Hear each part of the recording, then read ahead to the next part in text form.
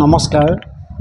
BTR গভৰ্ণমেণ্টৰ জৰিয়তে 1000 পোষ্টৰ বাবে LP UP শিক্ষকৰ এপইণ্টমেণ্ট হ'বলৈ গৈ আছে আৰু আমি বিশ্বস্ত সূত্ৰে গম পাইছোঁ যে এইবাৰো বিগত এডভাৰটাইজমেণ্টৰ দৰে বিটিআৰ গভৰ্ণমেণ্টে NISৰ প্ৰাৰ্থীসকলক নিযুক্তি প্ৰক্ৰিয়াৰ পৰা বাতিল কৰিবৰ কাৰণে সিদ্ধান্ত গ্ৰহণ কৰিছে। এটা কথা হ'ল তেওঁলোকক আমি এই বিষয়টো অৱগত কৰাত তেখেতসকলে কৈছে যে NISৰ ইছ্যু ডেটৰ সমস্যা আছে, গতিকে এইসকলক এপইণ্টমেণ্ট দিব পৰা নাযাব। এতিয়া কথা হ'ল মহামান্য সুপ্ৰিম কোৰ্টে আমাক ভেলিড কৰিলে, গুৱাহাটী হাইকোৰ্টে NIS প্ৰাৰ্থীসকলক নিযুক্তি প্ৰক্ৰিয়াত সংলগ্ন কৰিবৰ কাৰণে আদেশ প্ৰদান কৰিলে। তাৰ পিছত বিগত 17 জুলাই তাৰিখে অসম গভৰ্ণমেণ্টৰ পৰা এটা নটিচ জাৰি হ'ল, যিটো নটিচ অকল আছিল NISৰ প্ৰাৰ্থীসকলৰ বাবে আৰু তাত কেইটামান ডকুমেণ্ট তেওঁলোকে মেণ্ডেটৰী কৰিছিল আৰু 3টা পইণ্টত তেখেতসকলে বিচাৰিছিল যে NISৰ প্ৰাৰ্থীসকলৰ কাৰণে এইকেইটা পইণ্ট জৰুৰী হ'ব। যিখিনি ডকুমেণ্ট তেওঁলোকৰ আছে তেওঁলোকক আমি NISৰ এই প্ৰাৰ্থীসকলক নিযুক্তি প্ৰক্ৰিয়াত আমি ৰাখিম আৰু সেইটোৰ ওপৰতো চেলেঞ্জ কৰি পেলাই ইতিমধ্যে হাইকোৰ্টত এটা কেছ চলি আছে।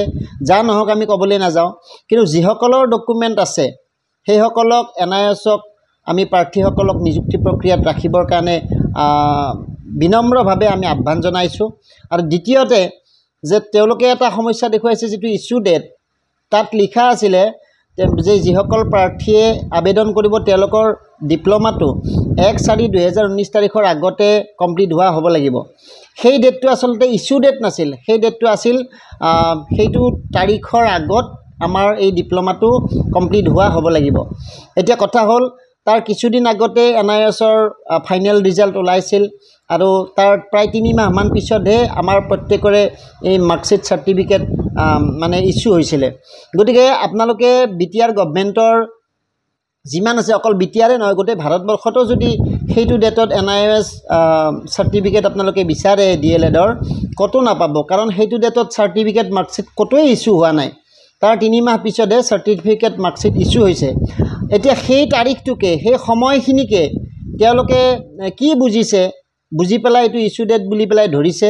গতিকে ধৰি পেলাই তেওঁলোকে আমাক এটা বাহানা দেখুৱাই পেলাই নিযুক্তি প্ৰক্ৰিয়াৰ পৰা বাহিৰ কৰিবৰ কাৰণে চেষ্টা কৰিছে।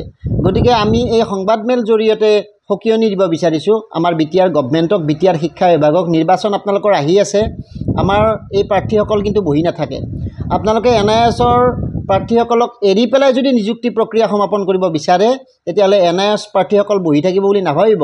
NISৰ প্ৰাৰ্থীসকলে হাইকোৰ্টত কেছ কৰিলে, সুপ্ৰিম কোৰ্টত কেছ কৰিলে, সুপ্ৰিম কোৰ্টৰ পৰা অৰ্ডাৰ আনিলে, আকৌ হাইকোৰ্টত মানে আমাৰ গোটেই কামবিলাক সমাপ্ত কৰাৰ পিছতো যদি আপোনালোকে আমাৰ NISৰ প্ৰাৰ্থীসকলক এনেকুৱা মানে হেৰি কৰে, আপোনালোকক যদি আমাক বঞ্চিত কৰে, তেতিয়াহ'লে আমি কোনো কাৰণতে ৰৈ নাথাকিম।